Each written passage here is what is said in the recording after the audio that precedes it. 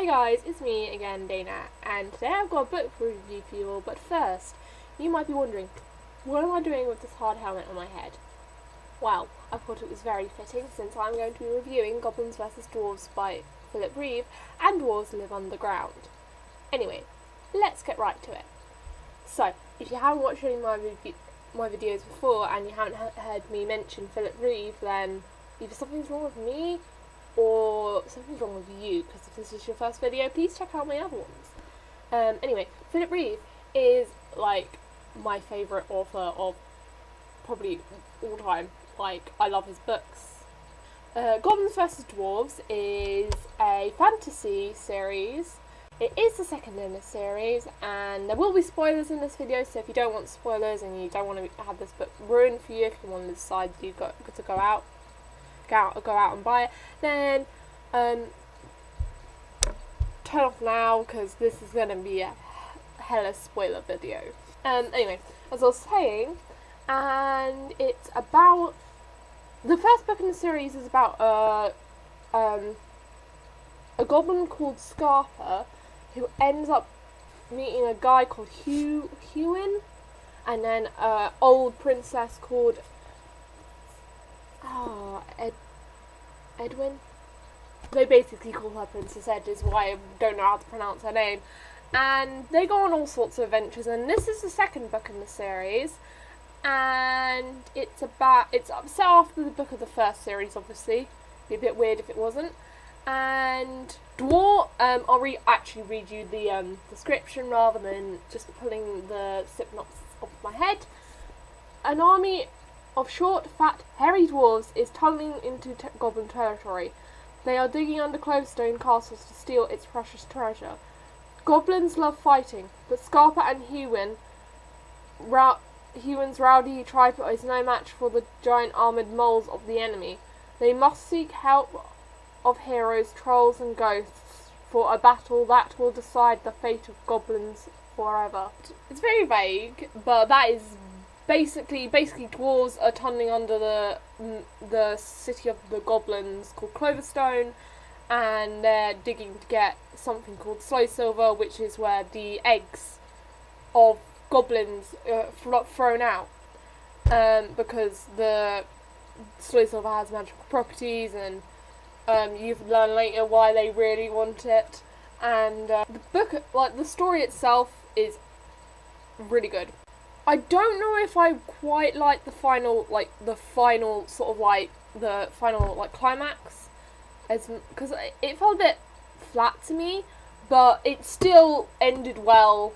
It ended with me crying a little. I don't do that often, and I like sad endings. And yes, this does have a very sad ending. And anyway, I'm gonna go over what I didn't like first, and then what I did like. I don't think there was much I didn't like about the book other than the ending, and I like the ending. It's just the final battle between the goblins, the dwarves, and the goblins and the dwarves. It felt a bit flat compared with the first battle between them, and I guess that's what I was comparing it with. And I don't know. That's one of the only things I didn't like about it. I think I should have done this review earlier when I actually remembered what I didn't like. But as far as I'm aware, that's the only thing I didn't like about this book. So that's a very short what I don't like. And so we're going to go straight on to the what I did like. What you gotta know about Philip Reeve is that he has a host of amazing female characters. Like, in all of his books. Lark-like series, if you want to check that out. It's like a steampunky, set in space sort of thing. It's really fun. More engines. I can name more female characters than male. And I love all the female characters as much as I hate some of them. And this does have a fair few ladies in it, and they're all great. And I'm going to talk about some of them. So firstly off, we have Princess Ned. Now, Princess Ned is was a princess until her boat was stolen by a giant, I think, if I remember correctly, and the giant took her to his where he lived, and she was pretty happy, just like chilling with him, didn't need saving. And in the book she's about 40, 50, middle-aged, and so she's not your stereotypical pretty princess. She's more of a older, more sensible, manneristic woman. But she does want to help the dwarves fight. No, I mean the goblins fight, because she's on the side of the goblins. And she lives in Cloverstone, and she's kind of like the leader of the goblins now, after the events of the first book. And she wants to help fight, but she's advised by the doctor in it, who has a weird name which I can't remember. He begins with an F, and he tells her it's probably best she just sit out. You don't fight. She's a bit miffed, but she listens to him anyway, and she's very, I like her. I like her a lot. And she gets a bit flustered, you know. She's not like, I think there's a discussion between her and the dwarves leader, and she gets very flustered by it because the goblins are, the dwarves are like talking no sense at all, and she gets very annoyed at them. And so yeah, the only problem I have with Ned is that, huge spoiler, like, if you don't want like the next bit spoiled, then I would just go home. I would just stop watching this video now, because this is a huge spoiler and I'm going to keep on coming back to it. And basically at the beginning of the book, you know stuff is going to happen, because sorry, because you know stuff is going to happen because Ned has pains in her stomach or her chest or something in this area, in her torso, and I knew from that point something was going to happen, that something was going to be bad. And sure enough, halfway through the book, Ewan meets a seer woman, and the seer woman has a vision, and he sees a vision of Ed lying in the ash of a battle, dead. And so you kind of prepared for it, but it doesn't happen the way you think it happens, because the first battle happens and Ed is fine, and then the second battle happens between the dwarves and the goblins, and Ned is fine as far as you're aware, but then Ewan, Scarpa, the giant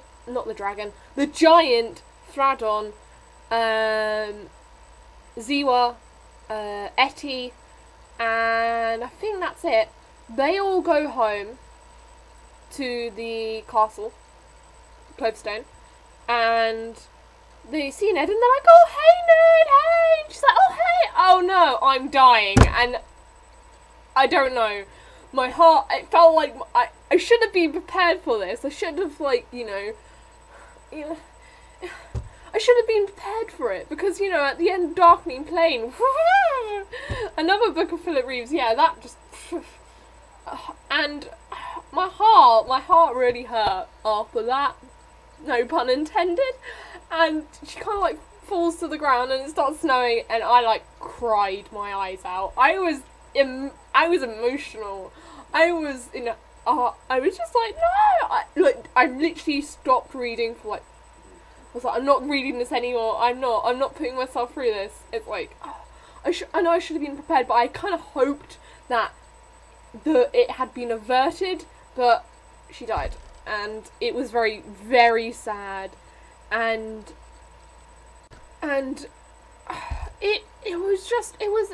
it wasn't a surprise death. It was like you knew it was coming, and then it just happened. She died, and it was so sad.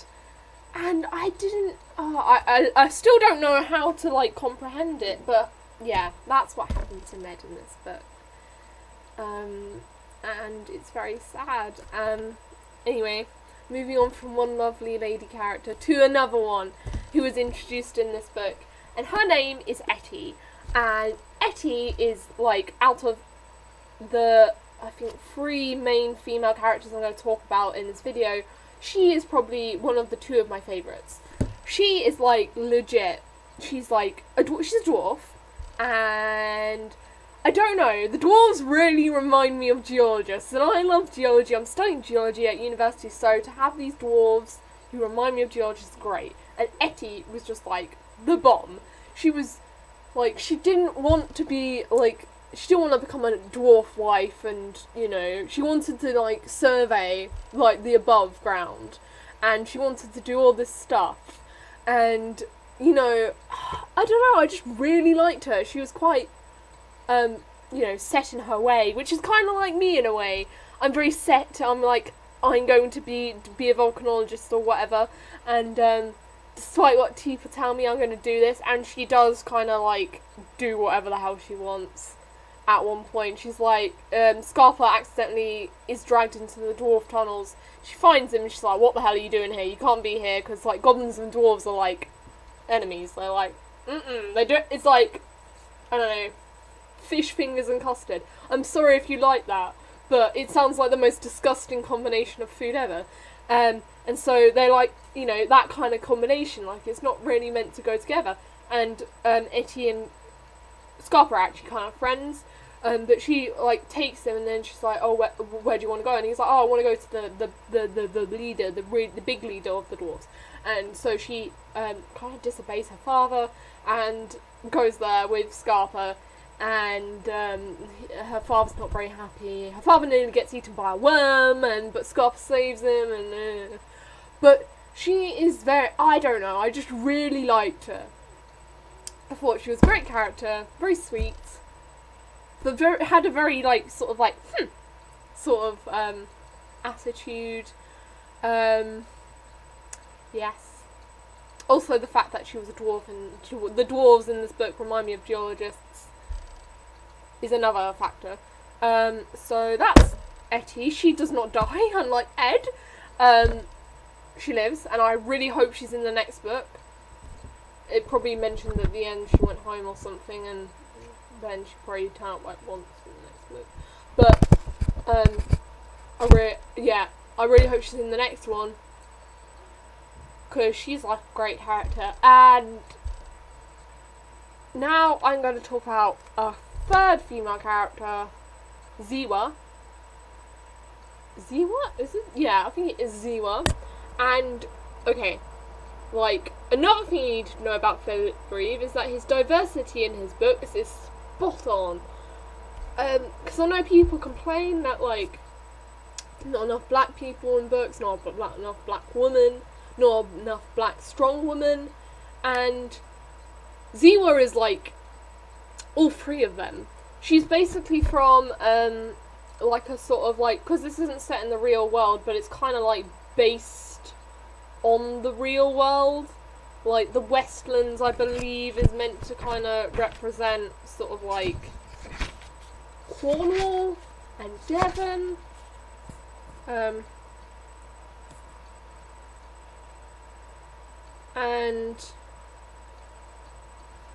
sort of, like, Wales, maybe a little bit. And then, like, sort of, like, where Ziwa's from is meant to be, like, not sub-Saharan Africa, but, like, sort of, like, Kenya and countries like that, where there are, like, game everywhere, and there are tribes, and she's basically a princess of a tribe, and she's a warrior, and my battery's gonna die, shit.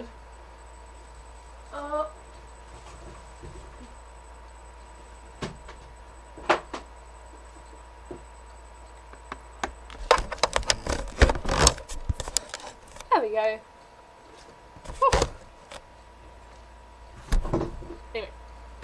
Anyway, as I was saying, and she's like a princess of this tribe, she's a warrior, she's kick-ass, and she encounters Hewin and Scarpa and the wizard that's with them. I can't remember. I don't even think he's a wizard.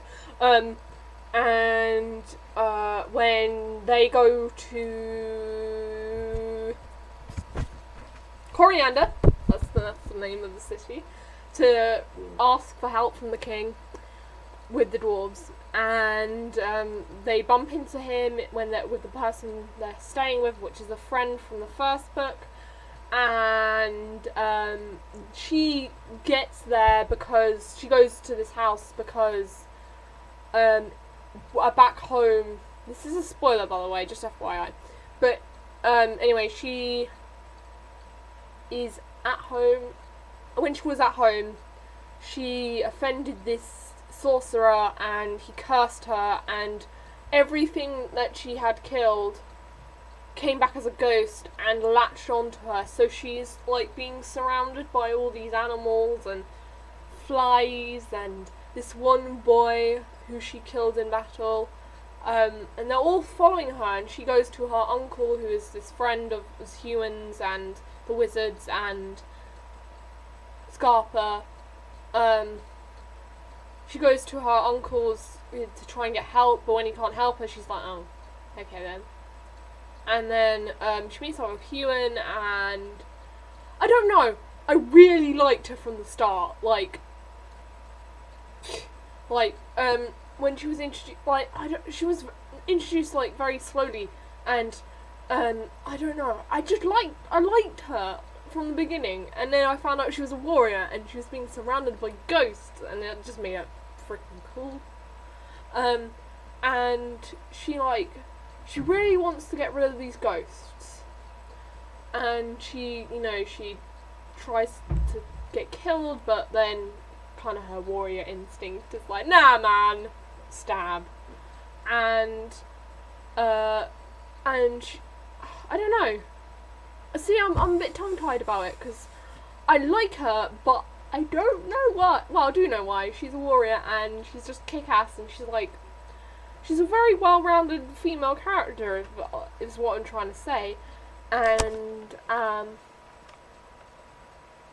she is, like, I guess what Ned could have been if she wasn't so old.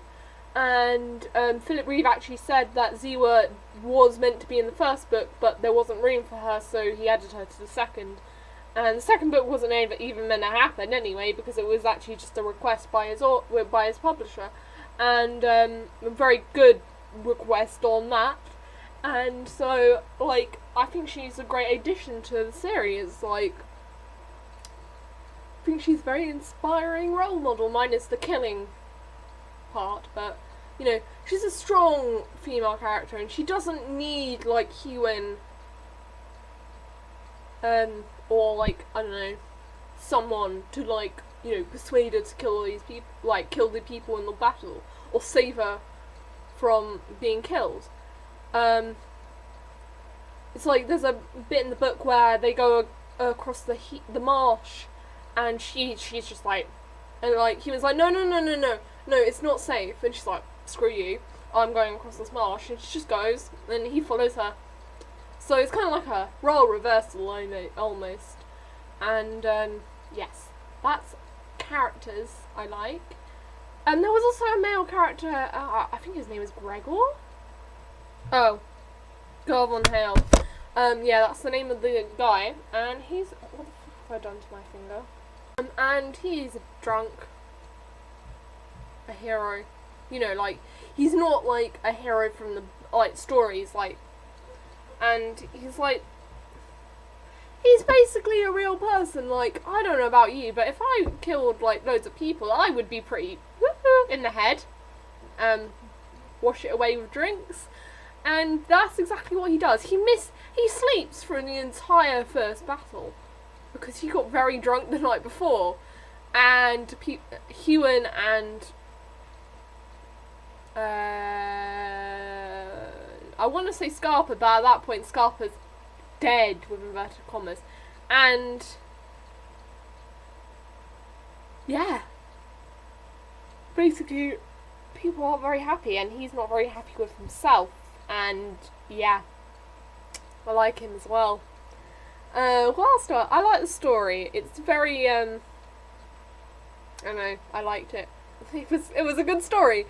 You know, that's what more can I say? Which was it was. I wouldn't say it's mind blowing, but it was very good, very good. Very entertaining. You could probably read it in like 2 hours. I took like 5 months to read it because I just, you know, not in the mood to read it. And yeah, I really enjoyed it. I really recommend you read this book. I'd probably give it a 4.5. 4.5. Just because that like last little bit was a bit flat for me. But it can't be as bad as Breaking Dawn. I hope you enjoyed this video. I hope you go out and check out Philip Reeve's work. Whether it be Goblins vs Dwarves, Larklight, Seawigs, I think is another, like, it's a really kiddie book.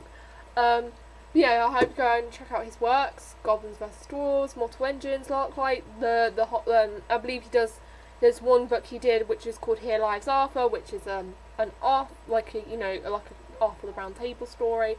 And I really enjoyed this book, and I hope to see you next week with another video. Thanks, bye!